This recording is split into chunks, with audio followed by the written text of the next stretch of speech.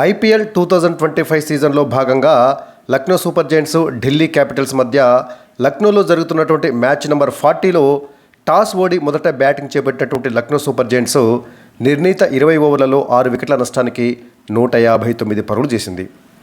LSG ఓపెనర్లు అద్భుతమైనటువంటి ఆరంభాన్ని అందించినా ఆ తర్వాత దాన్ని ఎల్ఎస్జీ సద్వినియోగం చేసుకోలేకపోయింది. మార్క్రమ్, మిచెల్ మార్ష్ వీరిద్దరు కలిసి తొలి వికెట్కు 10 ఓవర్లలో 87 పరుగులు జోడించి బలమైనటువంటి పునాది వేశారు. అయితే ఆ తర్వాత వేగంగా పరుగులు చేయలేక 159 పరుగులకే పరిమితమైంది. మార్క్రమ్ ఒక్కడే దూకుడుగా ఆడి 33 బంతుల్లో 52 పరుగులు చేయగా మిచెల్ మార్ష్ 36 బంతుల్లో 45 పరుగులు, ఆయుష్ బదోని 21 బంతుల్లో 36 పరుగులు చేశారు. ఇక మిగతా బ్యాటర్లు ఏమాత్రం రాణించలేదు. చివర్లో బ్యాటింగ్ చేసినటువంటి డేవిడ్ మిల్లర్ 15 బంతులు ఆడి కేవలం 14 పరుగులు మాత్రమే చేశాడు. ఇక ఢిల్లీ క్యాపిటల్స్ బౌలర్లలో ముఖేష్ కుమార్ 4 వికెట్లతోటి ఎల్ఎస్జీ బ్యాటింగ్ వెన్నువిరవగా మిచెల్ స్టార్క్, అక్షర్ పటేల్, చమీరా, కుల్దీప్ యాదవ్ వీరందరూ కూడా చాలా పొదుపుగా బౌలింగ్ చేయడంతో లక్నో సూపర్ జైంట్స్ 159 పరుగులకే పరిమితమైంది. ఈ మ్యాచ్లో టాస్ గెలిచినటువంటి ఢిల్లీ క్యాపిటల్స్ కెప్టెన్ అక్షర్ పటేల్ ముందుగా ఎల్ఎస్జీకి బ్యాటింగ్ అప్పచెప్పాడు. సో టాస్ ఓడి మొదట బ్యాటింగ్ చేపట్టినటువంటి ఎల్ఎస్జీకి ఓపెనర్లు మార్క్రమ్, మిచెల్ మార్ష్ వీరిద్దరూ అద్భుతమైనటువంటి ఆరంభాన్ని అందించారు. ఇద్దరు కలిసి 10 ఓవర్లలో 87 పరుగుల భాగస్వామ్యాన్ని అందించారు. ఈ దశలో ఎల్ఎస్జీ ఈజీగా 200కు పైగా పరుగులు సాధిస్తుంది అని అనిపించింది.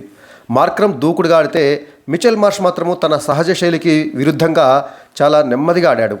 మార్క్రమ్ మాత్రము ప్రతి ఓవర్లో ఓ బౌండరీనో సిక్సరో కొడుతూ దూసుకుపోయాడు. దీంతో 6 ఓవర్ల పవర్ ప్లే ముగిసేసరికల్లా ఎల్ఎస్జీ 1 వికెట్ కూడా నష్టపోకుండా 51 పరుగులు చేసింది. మిచెల్ స్టార్క్ వేసినటువంటి 9వ ఓవర్లో చివరి బంతికి 2 పరుగులు తీసినటువంటి మార్క్రమ్ 30 బంతుల్లోనే తన హాఫ్ సెంచరీని పూర్తి చేసుకున్నాడు. అయితే చమీరా వేసినటువంటి ఆ మరుసటి ఓవర్లోనే అంటే 10వ ఓవర్ చివరి బంతికి స్టబ్స్కు క్యాచ్ ఇచ్చి మార్క్రమ్ అవుట్ అయ్యాడు. 33 బంతులు ఎదుర్కొన్నటువంటి మార్క్రమ్ 2 ఫోర్లు 3 సిక్సర్లతోటి 59 పరుగులు చేసి అవుట్ అయ్యాడు. మార్క్రమ్ అవుట్ అయిన తర్వాత క్రమం తప్పకుండా వికెట్లను కోల్పోయింది ఎల్ఎస్జీ. 10 ఓవర్లు ముగిసేసరికల్లా లక్నో సూపర్ జైంట్స్ 1 వికెట్ నష్టానికి 87 పరుగులు చేసింది. ఇక 3వ స్థానంలో బ్యాటింగ్కి వచ్చినటువంటి నికోలస్ పూరన్ కుల్దీప్ యాదవ్ వేసినటువంటి 11వ ఓవర్లో వరుసగా 2 ఫోర్లు కొట్టాడు.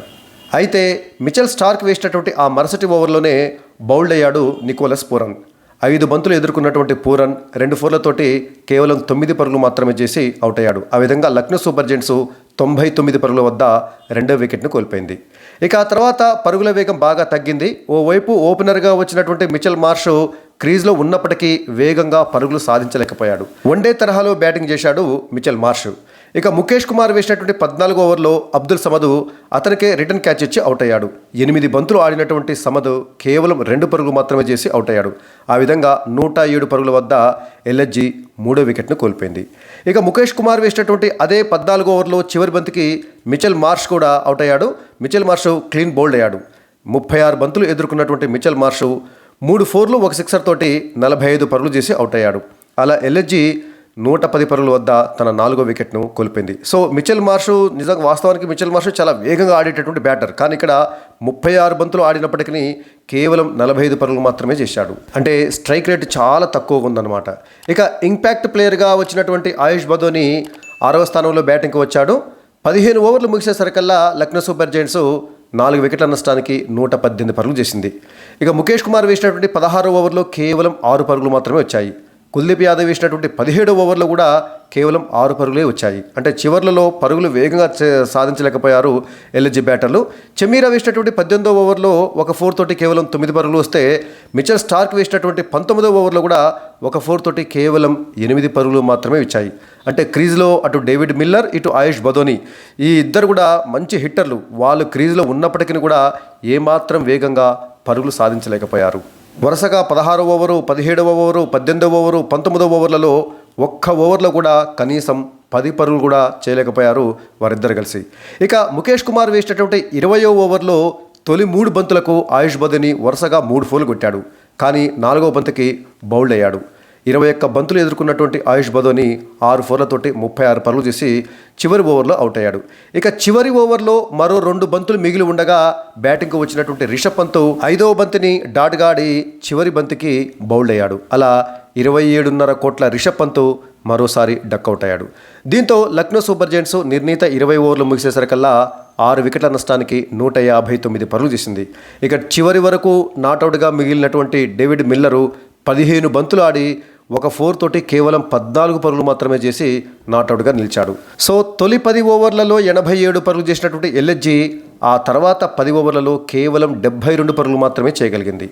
ఇక ఢిల్లీ క్యాపిటల్స్ బౌలర్లలో ముఖేష్ కుమార్ అద్భుతంగా బౌలింగ్ చేసి 4 ఓవర్లలో 33 పరుగులు ఇచ్చి ఏకంగా 4 వికెట్లు పడగొట్టాడు. ముఖేష్ కుమారు ఆ పరుగులు కూడా ధారాళంగా ఏమీ ఇవ్వలేదు. ఓవర్కి సగటున 8.2 చొప్పున పరుగులు ఇచ్చి 4 వికెట్లు తీయడం జరిగింది. ఇక మిచెల్ స్టార్కు, చెమీరా వీరిద్దరూ చెరో వికెట్ తీశారు. మిచెల్ స్టార్ కూడా అద్భుతంగా బౌలింగ్ చేసి 1 వికెట్ తీయటమే కాకుండా పరుగులను బాగా నియంత్రించాడు. 4 ఓవర్లలో కేవలం 25 పరుగులు మాత్రమే ఇచ్చాడు స్టార్కు, అంటే ఓవర్కి సగటున 6.2 చొప్పున పరుగులు ఇచ్చాడు. ఇక చెమీరా కూడా 1 వికెట్ తీసినప్పటికీ 3 ఓవర్లలో 25 పరుగులు మాత్రమే ఇచ్చాడు, అంటే ఓవర్కి సగటున 8.3 చొప్పున పరుగులు ఇచ్చి మరి కట్టడి చేయడం జరిగింది. ఇక కుల్దీప్ యాదవ్ వికెట్లేమీ తీయలేదు. కుల్దీప్ యాదవ్ కానీ అక్షర్ పటేల్ కానీ వీరిద్దరూ వికెట్లేమీ తీయనప్పటికీ పరుగులను నియంత్రించాడు. అయితే విప్రాజ్ నిగమ్ మాత్రము వేసినటువంటి ఒకే ఒక ఓవర్లో ఏకంగా 14 పరుగులు సమర్పించుకున్నాడు.